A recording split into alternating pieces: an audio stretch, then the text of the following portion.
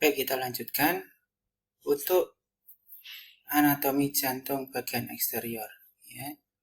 Yang tampak di sini adalah sulcus. Sulcus itu adalah alur-alur ya yang membagi antara atrium dan ventricle.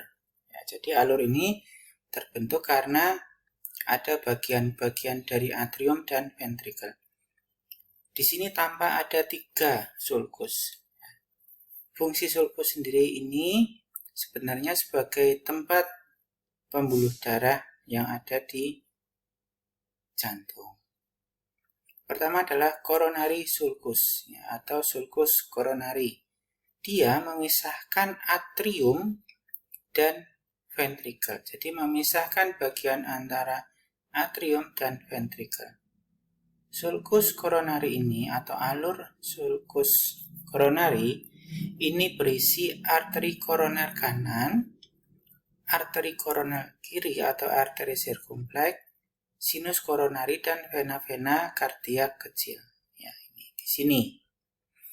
Di anterior letaknya di sini, kemudian di posterior letaknya di belakang. Jadi sulcus coronary ini melingkari jantung. Kemudian yang kedua adalah yang memisahkan ventricle kanan dan ventricle kiri.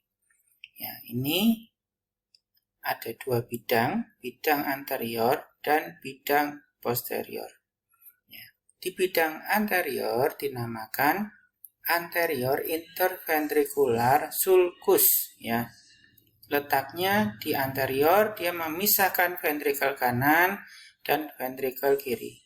Ya, kita lihat bidang anterior ini, bidang kanan terekspos lebih banyak dibandingkan bidang kiri. Karena letak jantung sendiri itu, bidang kanannya itu lebih ke depan, bidang kirinya lebih ke belakang. Ya.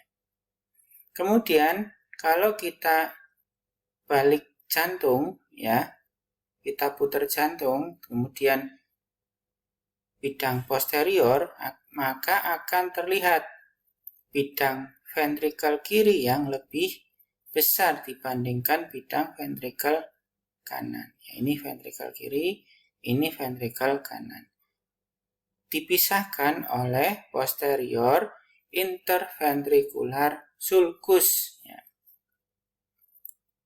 Baik, kalau jantung ini kita belah menjadi 2, ya, maka akan tampak rongga-rongga. Ya, ada 4 rongga besar yang kita harus ketahui. Ya. Pertama adalah atrium. Ya. Kedua adalah ventricle. Atrium ini menerima darah. Ya.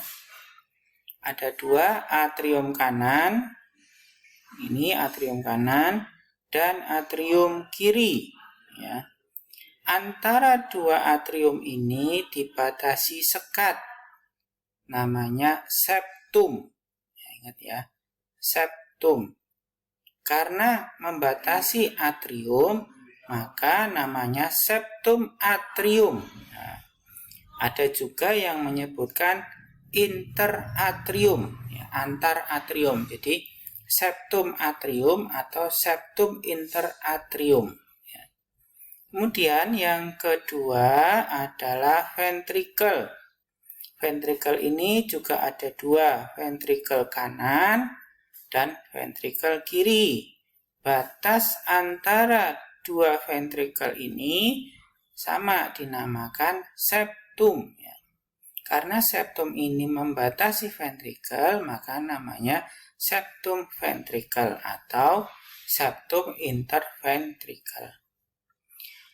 Nah, di sini antara atrium kanan dan ventricle kanan terdapat yang namanya katup. Nah, katup ini dinamakan tricuspid, ya, tricuspid. Kenapa dinamakan tricuspid? 3, ya, 3 cuspid, ya. Jadi katupnya itu berbentuk cuspid, ya. kuspitnya ada 3. Ini mengakibatkan aliran searah dari atrium kanan ke ventrikel kanan. Kemudian di sini antara atrium kiri dan ventrikel kiri terdapat katup bikuspit, ya, berarti 2 kuspit, atau dinamakan mitral. Ada yang menyebutkan mitral, ya. Biasanya kita menyebut istilah mitral, ya, sini. Ini mengakibatkan arah aliran searah dari atrium kiri ke ventrikel kiri. Darah tidak bisa berbalik ke atrium kiri, ya. Ini fungsinya katup. Oke, itu keempat ruang jantung. Kemudian di sini ada chorda tendinae, tubercula carneae, ya, dan papillaris muscle atau otot papillae. Nanti dibahas di slide selanjutnya. Nah, ini ruang jantung secara simpel, ya. Atrium kanan, ventrikel kanan, atrium kiri, ventrikel kiri. Ingat ya, kenapa warnanya biru? Karena dia deoksigenasi. Darah kaya akan karbon dioksida atau darah minim oksigen. Deoksigenasi darah minim oksigen. Ya. Ini kenapa merah? Karena darah kaya akan oksigen. Oke, kita bahas pertama atrium kanan.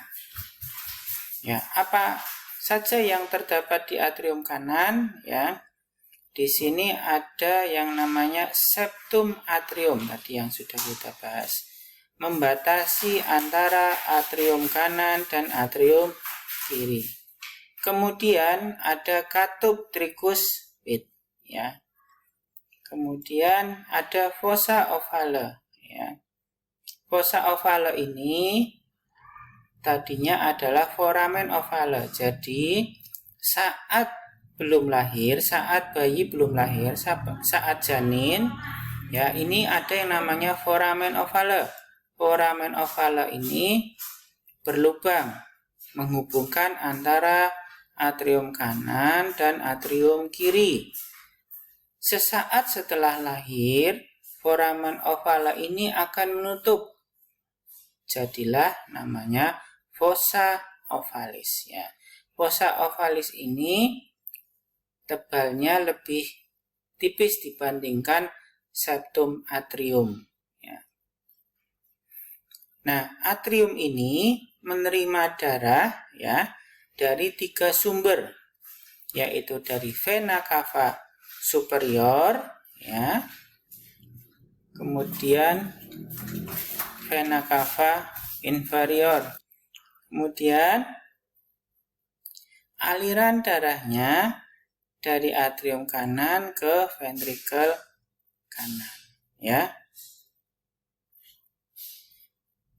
Kita bahas ventrikel kanan. Ventrikel kanan ini dia menerima darah dari atrium kanan. Ini, ya. Menerima darah dari atrium kanan. Kemudian di sini ada septum ventrikel membatasi ventrikel kanan dan ventrikel kiri. Septum ventrikel ini tebal, ya. Alirannya dari ventrikel kanan memompa darah masuk ke pulmonary trunk, kemudian ke paru-paru. Nah, antara ventrikel kanan dan pulmonary trunk ini ada katup, ya. Namanya katup semilunar pulmonar. Kita lanjut ke atrium kiri. Nah, ini atrium kiri lebih kecil penampakannya karena tertutup oleh arteri pulmonal, ya. Jadi dia kecil karena tertutup oleh arteri pulmonal, ya. Atrium kiri ini menerima darah dari 2 vena pulmonalis kanan dan dari 2 vena pulmonalis kiri. Dia menerima darah dari paru-paru, sehingga paru-parunya banyak mengandung oksigen ya. Kemudian di sini ada yang namanya septum atrium. Ini septum atriumnya tertutup ya. Dia membatasi antara atrium kanan dan kiri. Di sini ada katup, namanya katup mitral. Ya. Kemudian sama ya, fossa ovalis juga tadi ada ya. Nah, alirannya dari mana? Dari atrium kiri menuju ke ventrikel kiri melalui katup mitral. Sekarang ventrikel kiri. Ya, ventrikel kiri ini dindingnya lebih tebal dibandingkan ventrikel kanan. Ya, karena apa? Untuk memompa ke seluruh tubuh. Nah, kalau ventrikel kanan hanya memompa ke paru-paru. Tapi ventrikel kiri ini memompa ke seluruh tubuh. Sehingga tekanan di ventrikel kiri lebih besar dibandingkan ventrikel kanan. Ya. Arah alirannya kemana? Arah alirannya dari ventrikel kiri ke aorta. Nah, di aorta ini ada katup. Namanya katup semilunar aorta. Ya. Dan juga dia mengalirkan darah ke arteri koroner. Ya. Nah, ini gambar arah aliran jantung ya. Jadi dari atrium kanan masuk ke ventrikel kanan, kemudian ke paru-paru. Dari atrium kiri, ventrikel kiri, kemudian ke paru-paru. Ada dua katup ya. Kelompok 1 atrioventrikular. Nah, bahasanya ya dilihat atrioventrikular berarti katup antara atrium dan ventrikel, namanya katup atrioventrikular. Ada dua, tricus pidalis menghubungkan antara atrium kanan dan ventrikel kanan. Kemudian mitralis menghubungkan atrium kiri dan ventrikel kiri. Ya.